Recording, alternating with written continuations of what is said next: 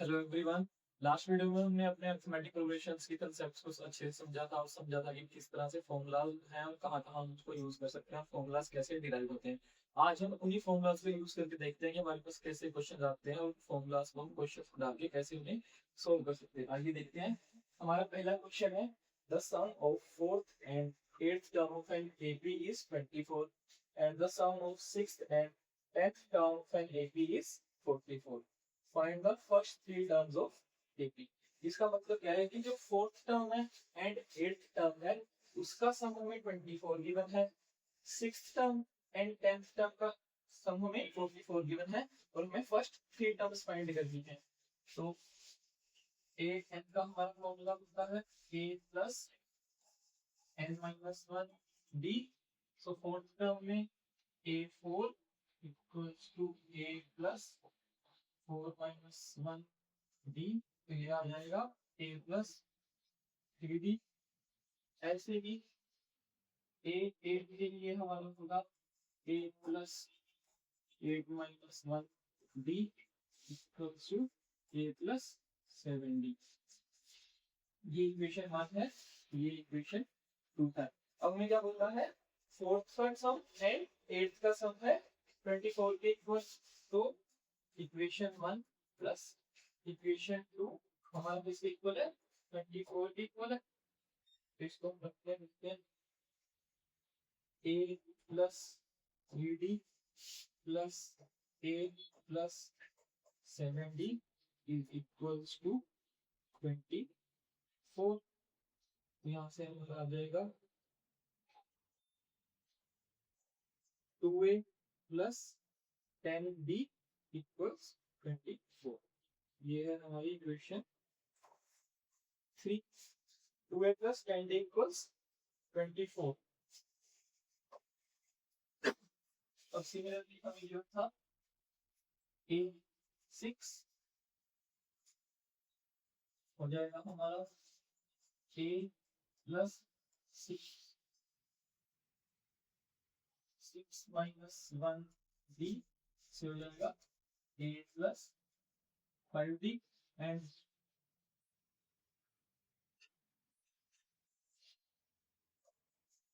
ए ten हो जाएगा a plus ten minus one d a plus nine d. तो ये हमारी इक्वेशन नंबर फोर है एंड ये इक्वेशन नंबर फाइव।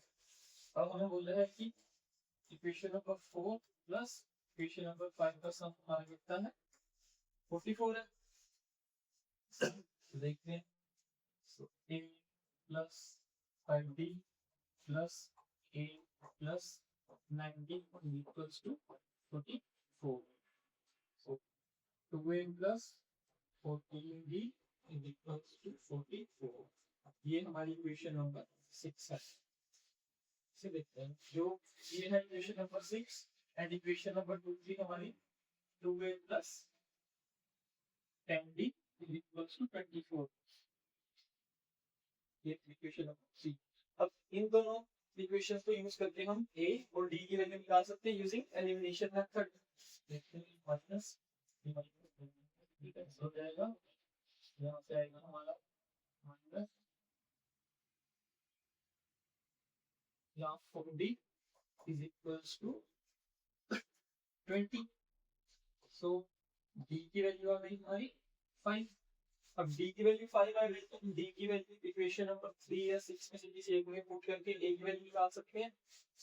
तो हम इसको 3 में डालते हैं तो क्या आएगा, 2a plus n into 5 equals to 24। 2a plus 50 is equals to 24। 2a is equals to minus 26 and a is equals to minus 13। a क्या होता है और फर्स्ट टर्म होता है, तो a1 आ जाएगा minus 13, a2 होगा a1 plus d which is equals to minus 13 और d है 5, so ये आ जाएगा minus 8। ऐसे ही a3 होगा a2 plus d A2 है -8, B है 5, C हो जाएगा -3। तो हमें A1 आ गया -13, A2 आ गया -8 एंड A3 इज -3। ये तीन टर्म्स हमें क्वेश्चन में निकालने को बोला गया था, तो इस तरह से ये हमारा आंसर आ जाएगा इसका। नेक्स्ट क्वेश्चन देखते हैं। नेक्स्ट क्वेश्चन है how many terms of AP, जो यहाँ पे मैं एपी गिवन है 24, 21 and 18 must be taken so that their sum is 90। इसका मतलब क्या है कि हमें एपी गिवन है जिसकी टर्म्स है 24, 21, 18 एंड सो ऑन। हमें पूछा है कि कितनी टर्म्स लेनी पड़ेगी जिससे इसका जो सम है वो 90 आ जाए। सम का फॉर्मूला क्या होता है, ऐसे is equals to n by 2 2a plus n minus 1 into d। अब इसमें हमें a की वैल्यू गिवन है 24, d हम निकाल सकते हैं a2 minus a1 से। हमें n की वैल्यू फाइंड करनी है जहां पे सम हमारा 90 हो जाएगा। तो इसको देखते हैं कैसे करेंगे। a है हमारा 24, d है 21 minus 24, c equals to -3। हम इसी इक्वेशन में डाल देंगे। sn है हमारा 90, sn equals to n by 2 2x plus n minus 1 and t। 90 is equals to n by 2 2 into 24 n minus 1 into -3। ये इक्वेशन आ जाएगी। टू को हम तो ले जाएंगे, हो जाएगा 180 equals to n into 24 into 2 48 plus n minus 1 into -3। इस ब्रैकेट को ऊपर से 180 equals to n 48 minus 3n and minus minus plus हो जाएगा, तो ये प्लस 3 यहाँ से आ जाएगा 180 equals to n 48 plus 3 51 minus 3n। अब n को हम 51 n से 2 से मल्टीप्लाई करते हैं, उसके बाद आ जाएगा 180 equals to 51n minus 3n square.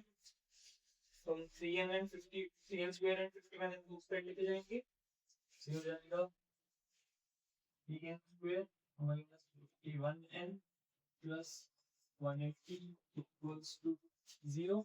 यहाँ से हम 3 कॉमन ले लेंगे, तो ये जाएगा n square minus 17n plus 60 equals 0। 3 इधर से मल्टीप्लाई में 0 हो जाएगा, तो हमारी इक्वेशन आ जाएगी n square minus 17n plus 60। ये हमारी क्वाड्रेटिक इक्वेशन है, हम इसे सोल्व करेंगे। सो हमारे दो जो फैक्टर्स होंगे उनका सम 17 आना चाहिए और उनको मल्टीप्लाई करके 60 आना चाहिए। सो 12 plus 5 17 एंड 12 into 5 60 होता है। Square minus 12n minus 5n plus 60। यहाँ से n कॉमन लेंगे, सो n minus 12 minus 5 कॉमन लेंगे, तो n minus 12 0 n minus 12 and n minus 5 equals to 0।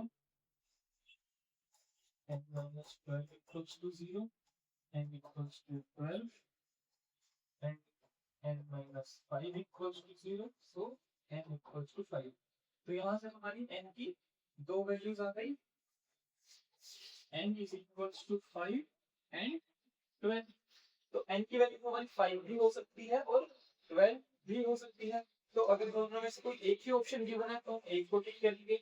अगर दोनों गिवन है तो हमें लिखा होगा ऑप्शन में बोथ ए एंड बी, तो हम बोथ में टिक करें। और अगर बोथ का ऑप्शन नहीं गिवन है तो हम इन दोनों में से दोनों को टिक कर सकते हैं, दोनों ही सही आंसर होंगे। इस तरीके से हमारा यहाँ क्वेश्चन पूरा सॉल्व हो जाएगा। नेक्स्ट क्वेश्चन को देखते हैं। Find the sum of first 22 terms of a in which d is equals to 7 and 22nd term is 149। इसका मतलब है हमें s 22 फाइंड करना है, d हमें गिवन है 7 एंड a 22 हमें गिवन है 149। अब सम के दो फॉर्मूला होते हैं, n by 2 2a plus n minus 1 d n equals to n by 2 a plus n। यहाँ पे n हमारा 22 का एंड 22 टर्म हमें ऑलरेडी गिवन है 149 है, तो इसका मतलब जो हमारा लास्ट टर्म होगी वो 149 है। हमें अगर हम a की वैल्यू फाइंड कर लेते हैं तो हम n इसे निकाल सकेंगे, इसके लिए हमें d की वैल्यू फाइंड करनी पड़ेगी। तो ये फॉर्मूला हमारा शॉर्ट पड़ेगा हमें, तो हम इस फॉर्मूला से करके देखते हैं कैसे होगा। तो हमें a 22 ये होता है 149, a 22 होगा a plus 22 minus 1 into d के equal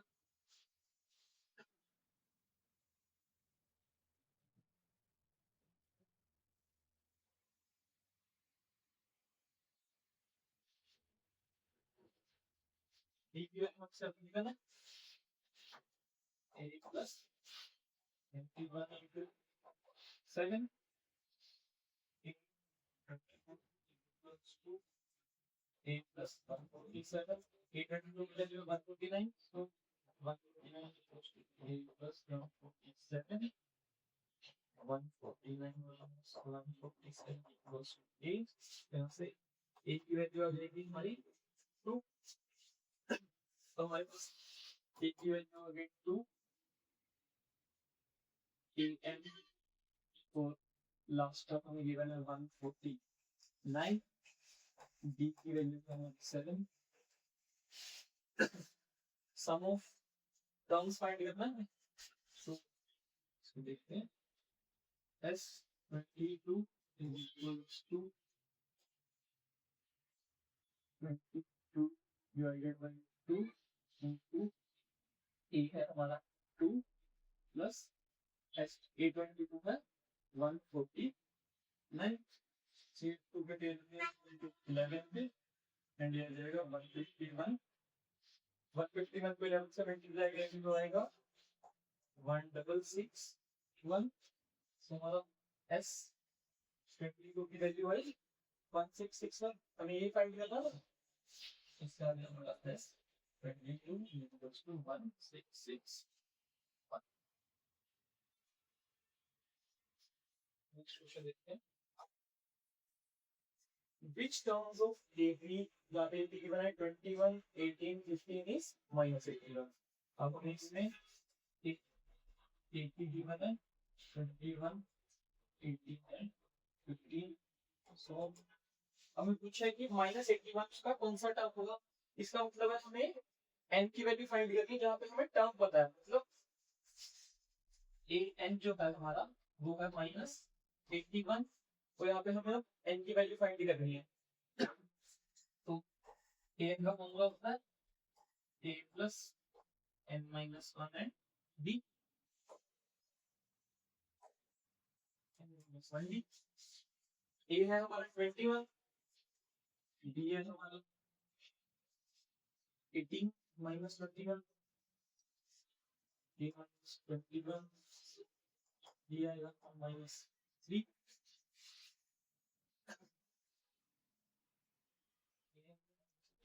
-81 equals to 21 plus n minus 1 into -3।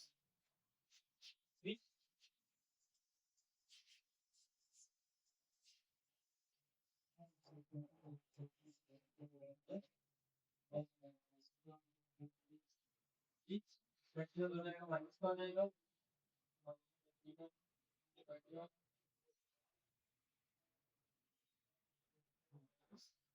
3 minus 102 equals to n minus 1 ये यहाँ पे मल्टीप्लाई का हो जाएगा, डिवाइड का हो जाएगा, तो 102 divided by minus 3 equals to n minus 1 minus से माइनस कैंसिल प्लस 3 से ये आएगा 34 पे, तो यहाँ पर 34 is equals to n minus 1 1 हो जाएगा, उसका हो जाएगा 34 plus 1 equals to n, यहाँ से n की वैल्यू आ गई 35।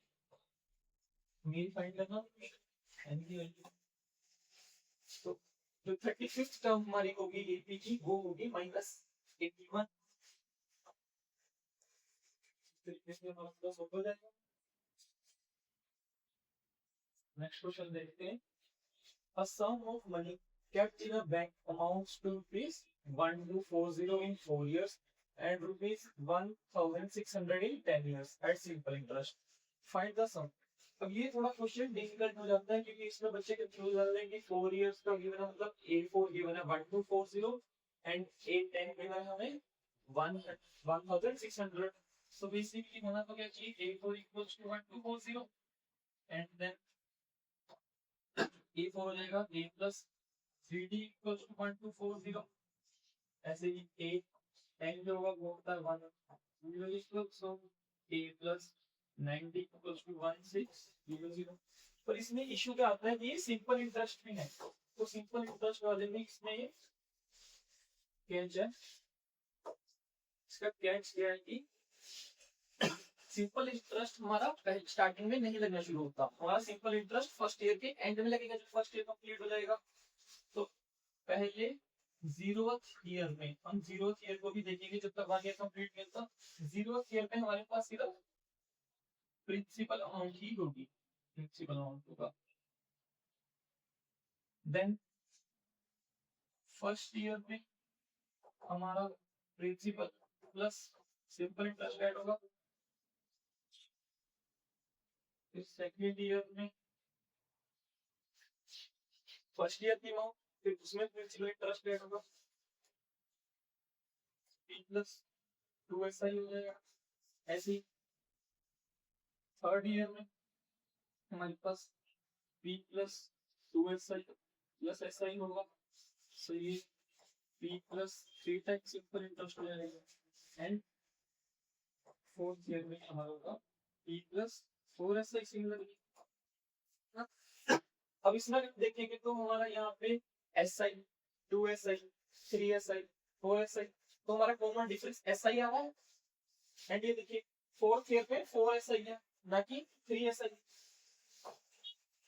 यहाँ से हमें क्लियर होगा। सिमिलरली अगर फोर्थ ईयर में प्रिंसिपल प्लस 4 SI है तो 10th ईयर में प्रिंसिपल प्लस 10 SI होगा, और जो हमारा SI है वो D है, D जो है हमारा SI है, तो हम इसको लिख सकते हैं fourth year equals to P plus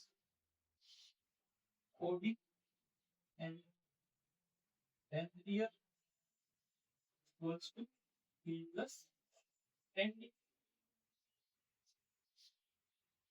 अब हमें फोर्थ ईयर की अमाउंट गिवन है 2400 एंड 6 ईयर की अमाउंट गिवन है 1600, तो हम इसको इक्वेशन में कन्वर्ट कर सकते हैं। P plus 4D is equals to 1240, ये इक्वेशन 1 है, and P plus 10D is equals to 1600, ये इक्वेशन 2 है। अब यूजिंग एलिमिनेशन मेथड अगर हम इस सॉल्व करेंगे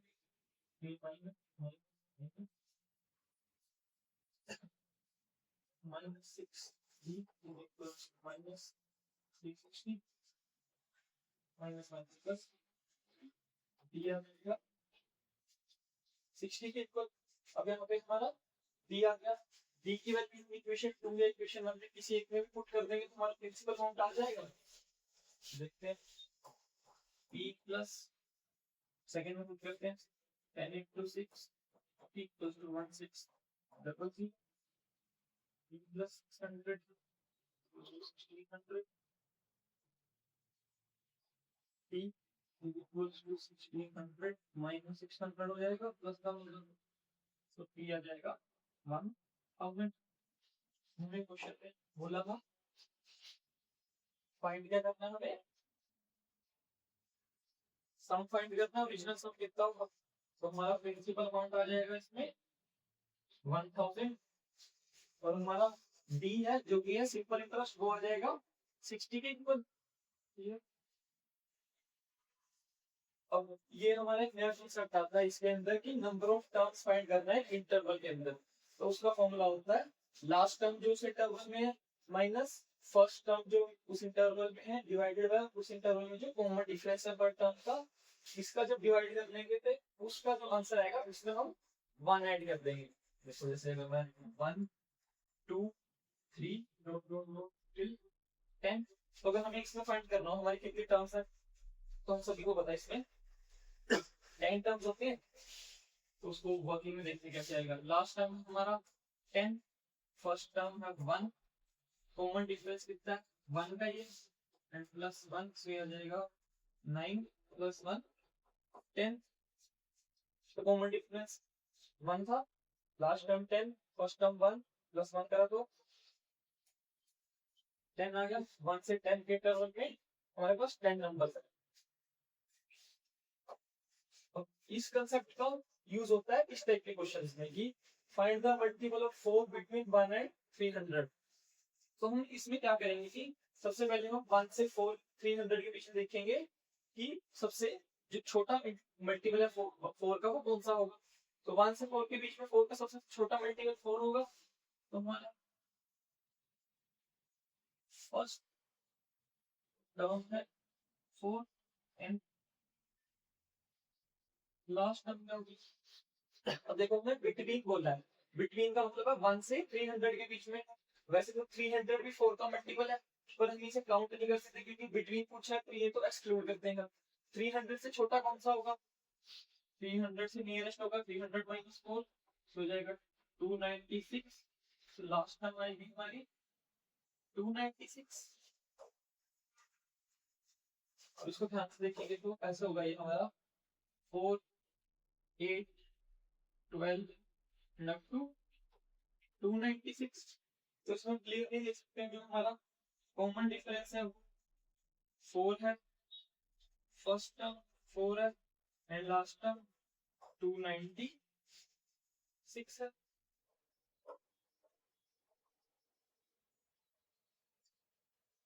तो इसी को उस फॉर्मूला में डाल देंगे, तो फॉर्मूला क्या था मेरा, last term minus first term divided by common difference plus 1।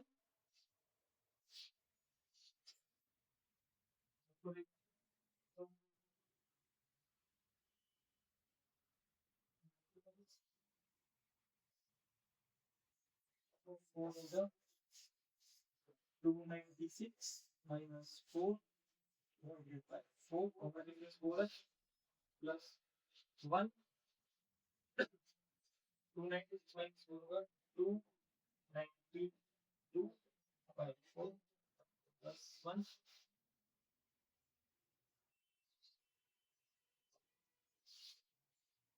292 by 4 plus 1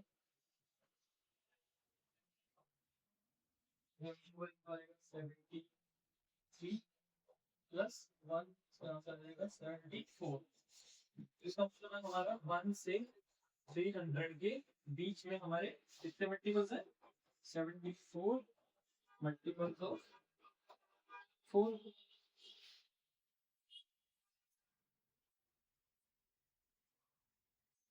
इस फॉर्मूला को यूज करते हैं, तो ये फॉर्मूला बहुत इंपॉर्टेंट है और इस फॉर्मूला से काफी क्वेश्चन बनते हैं। हम इसे किसी का भी फाइंड कर सकते हैं, अगर हमें 5 के मल्टीपल्स पूछे हो तो हम 5 का फर्स्ट मल्टीपल देखेंगे, लास्ट मल्टीपल देखेंगे, last minus first common difference 5 होगा क्योंकि 5 के मल्टीपल्स हैं और इसको सॉल्व करने के बाद लास्ट में +1 कर देंगे। ठीक है, तो आज के लिए हमारा इतना ही है। Thank you.